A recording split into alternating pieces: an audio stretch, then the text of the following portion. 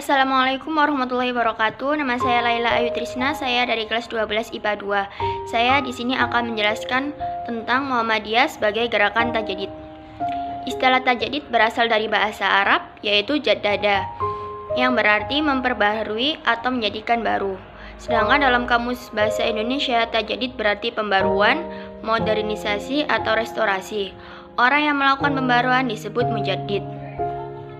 Sedangkan menurut istilah, tajdid memiliki dua arti, yakni satu, pemurnian, dua, peningkatan, pengembangan, modernisasi, dan yang semakna dengannya. Dalam arti pemurnian, tajdid dimaksudkan sebagai pemeliharaan matan ajaran Islam yang berdasarkan dan bersumber kepada Al-Quran dan As-Sunnah. Dalam arti peningkatan, pengembangan, modernisasi, dan yang semakna dengannya, tajdid dimaksudkan sebagai penafsiran, pengamalan, dan perwujudan ajaran Islam yang tetap berpegang teguh kepada Al-Quran dan As-Sunnah.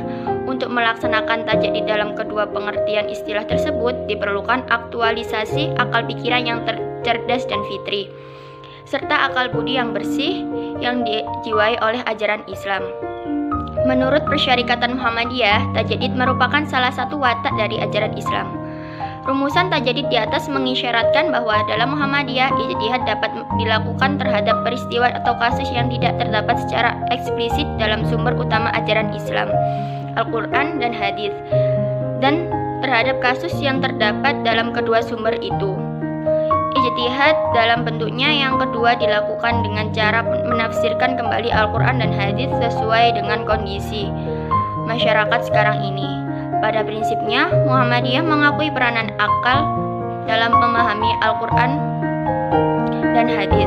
Namun, kata-kata yang dijiwai ajaran Islam memberi kesan bahwa akal cukup terbatas dalam menyelesaikan masalah-masalah yang timbul sekarang ini. Dan akal juga terbatas dalam memahami nas Al-Quran dan Hadis. Dengan demikian, dapat dikatakan bahwa jika pemahaman akal berbeda dengan kehendak zahir nas, maka kehendak nas harus didahulukan daripada pemahaman akal.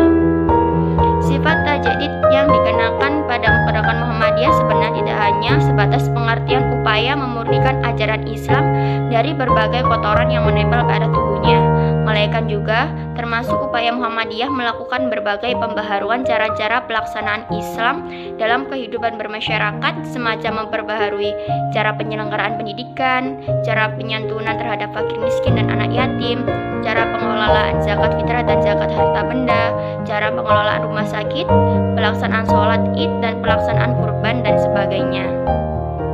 Untuk membedakan antara keduanya, maka tajdid dalam pengertian pemurnian dapat disebut purifikasi, dan tajdid dalam pembaharuan dapat disebut reformasi. Dalam hubungan dengan salah satu ciri Muhammadiyah sebagai gerakan tajdid, maka Muhammadiyah dapat dinyatakan sebagai gerakan purifikasi dan gerakan reformasi. Sekian dari saya. Wassalamualaikum warahmatullahi wabarakatuh.